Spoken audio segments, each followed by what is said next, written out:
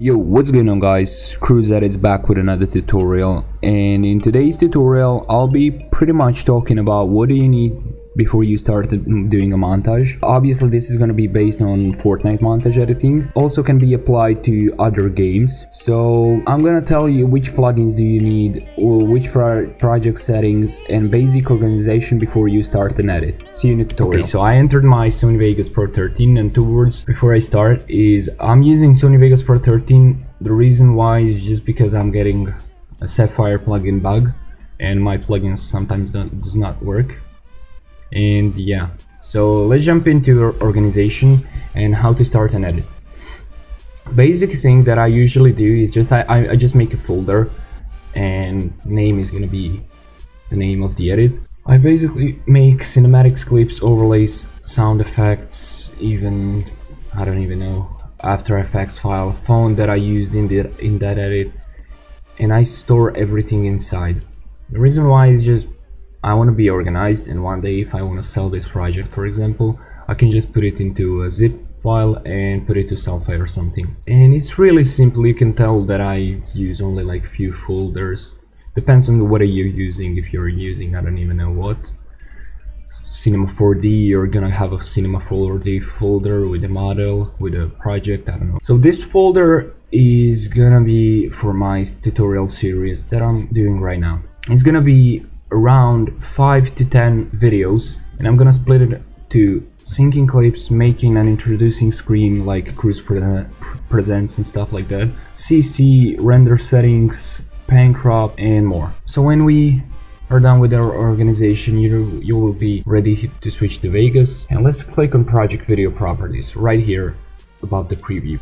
You want to edit in 1920 by 1080, 2560 by 1440, which is a 2K resolution that I'm using in most of my edits, and 3840 by 2160, which is gonna be 4K resolution.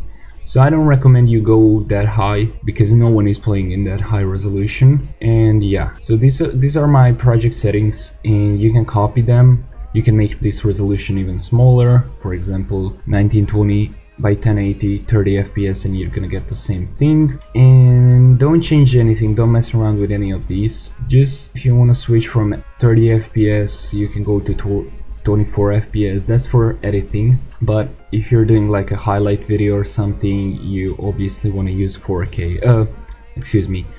FPS and 1920 by 1080. That would be my recommendations, okay?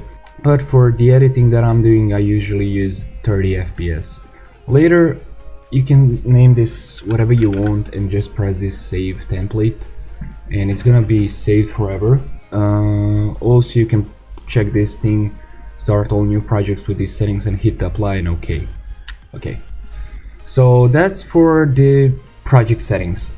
I wanted to tell everyone who's watching this tutorial which plugins that I'm using, which plugins you will need to fully understand this tutorial series.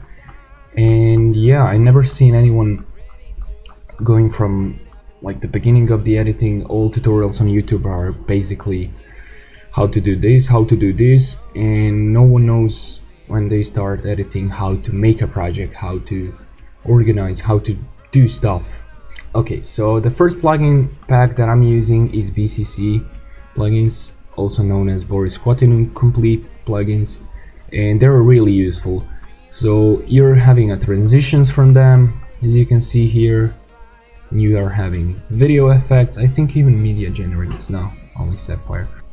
It's really useful plugin pack, like for example lens blur, a lot of things. Like you can mess around with so many things, you can do so many good effects. And yeah, the other thing is probably gonna be, I think, Magic Bullet Looks. Yeah, Magic Bullet Looks is used for color correcting and doing color grading. Also film, that's in the same pack, as long with the Mojo.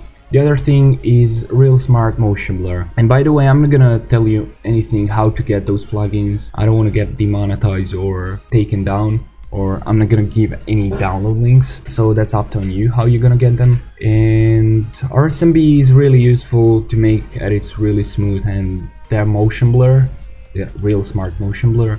Looks so good on the edits, highly recommended. Next thing is Sapphire plugins. Most of the people should know about these effects, they're so good.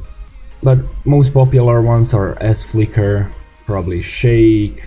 That's about the plugins. I think I covered everything. I hope you're enjoying this little showcase announcement tutorial. I'm gonna upload really soon how to sync clips, and that's basically it. Remember to subscribe, leave a like if you enjoyed, use my support the creator, which I'm gonna show you on screen right now, and thank you for watching.